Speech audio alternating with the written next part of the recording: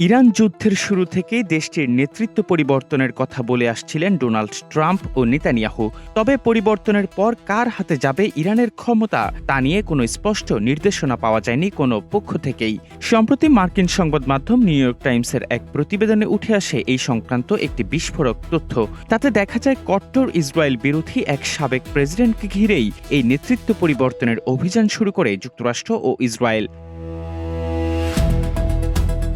জীবন অবাক না করলে কে করবে? 28% মিল্ক ফ্যাটের অবাক করার সাথে ফ্রেশ মিল্ক পাউডার। জীবন অবাক করুক প্রতিদিন। প্রতিবেদনে বলা হয়, যুদ্ধের শুরুতেই মার্কিন প্রেসিডেন্ট ডোনাল্ড ট্রাম্প জানান, ইরানের ভেতর থেকেই কেউ দেশটির দায়িত্ব নিলে সবচেয়ে ভালো হবে। যুক্তরাষ্ট্র ও ইসরায়েল একজন বিশেষ এবং অত্যন্ত আশ্চর্যজনক ব্যক্তিকে মাথায় রেখেই এই সংঘাতে জড়িয়েছিল। তিনি হলেন ইরানের সাবেক প্রেসিডেন্ট মাহমুদ আহমেদিনেজাদ, যিনি তার কট্টরপন্থী ইসরায়েল ও মার্কিন বিরোধী মতাদর্শের জন্য পরিচিত। তবে ইসরায়েলিদের তৈরি করা এই দুঃসাহসিক পরিকল্পনাটি দ্রুতই ভেস্তে যায়। এই ষড়যন্ত্রের সঙ্গে সংশ্লিষ্ট পশ্চিমা কর্মকর্তারা এবং আহমেদিনেজাদের একজন সহযোগী জানান, যুদ্ধের প্রথম দিন থেকেই তেহরানের সাবেক ইরানি প্রেসিডেন্টের বাড়িতে একটি হামলা চালায় ইসরায়েল। তাতে তিনি আহত হন। এই হামলাটি তাকে গৃহবন্দিত্ব থেকে মুক্ত করার উদ্দেশ্যে চালানো হয়। তবে সেই হামলায় অল্পের জন্য রক্ষা পাওয়ার পর ইরানের শাসন পরিবর্তনের পরিকল্পনা নিয়ে প্রলোভনের ফাঁদ থেকে বেরিয়ে আসেন আহমেদিনেজাদ। তারপর থেকে আহমেদিনেজাদকে আর জনসম্মুখে দেখা যায়নি এবং তার বর্তমান অবস্থান ও অবস্থা অজানা।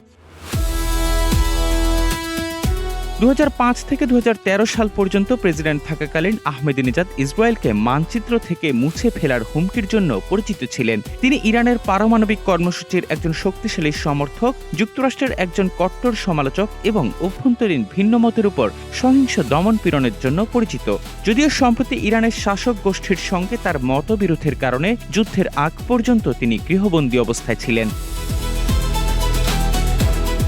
নিউ ইয়র্ক টাইমসের প্রতিবেদনে বলা হয়, আহমেদিনেজাদকে কিভাবে এই পরিকল্পনায় অংশগ্রহণের জন্য রাজি করা হয়েছিল তা অজানা রয়ে গেছে। ট্রাম্প ও নেতানিয়াহু ইরানের নেতৃত্ব পরিবর্তনের একটি ঝুঁকিপূর্ণ পরিকল্পনার উপর জুয়া খেলেছিলেন, যা ট্রাম্পের কিছু সহযোগীর কাছেও অবিশ্বাস্য মনে হয়েছিল। মার্কিন কর্মকর্তারা আহমেদিনেজাদকে পুনরায় ক্ষমতায় ফেরানোর সম্ভাব্যতা নিয়ে শুরু থেকেই সন্দিহান ছিলেন।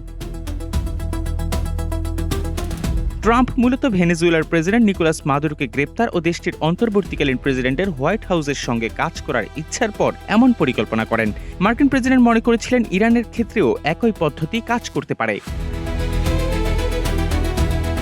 আহমেদিনেজাদের সঙ্গে পশ্চিমাদের সম্পর্কটা অনেক বেশি ঘোলাটে। 2019 সালে নিউ ইয়র্ক টাইমসকে দেয়া এক সাক্ষাৎকারে আহমেদিনেজাদ প্রেসিডেন্ট ট্রাম্পের প্রশংসা করেন এবং ইরান ও যুক্তরাষ্ট্রের মধ্যে সম্পর্ক পুনঃস্থাপনের পক্ষে যুক্তি দেন। সম্প্রতি আহমেদিনেজাদের ঘনিষ্ঠ ব্যক্তিদের বিরুদ্ধে পশ্চিমাদের সঙ্গে অতি ঘনিষ্ঠ সম্পর্ক, এমনকি ইসরায়েলের হয়ে গুপ্তচর বৃত্তির অভিযোগ উঠেছে। বিগত কয়েক বছরে আহমেদিনেজাদ ইরানের বাইরে বেশ কয়েকটি সফর করেছেন, যা জল্পনাকে আরও উস্কে দিয়েছে। আহমেদিনেজাদ 2023 সালে গুয়াতেমালা এবং 2024 ও 25 সালে হাঙ্গেরিতে ভ্রমণ করেন। উভয় দেশেরই ইসরায়েলের সঙ্গে ঘনিষ্ঠ সম্পর্ক রয়েছে। গত জুনে ইসরায়েল ইরানে হামলা শুরু করার মাত্র কয়েকদিন আগে তিনি বুদাপেস্ট থেকে ফিরে আসেন। যুদ্ধ শুরু হলে তিনি জনসমক্ষে নিজেকে আড়ালে রাখেন এবং সামাজিক যোগাযোগ মাধ্যমে খুব কম বিবৃতি পোস্ট করেন। যুদ্ধ নিয়ে আহমেদিনেজাদের এই তুলনামূলক নীরবতা ইরানের সামাজিক যোগাযোগ মাধ্যমের অনেকের নজরে আসে।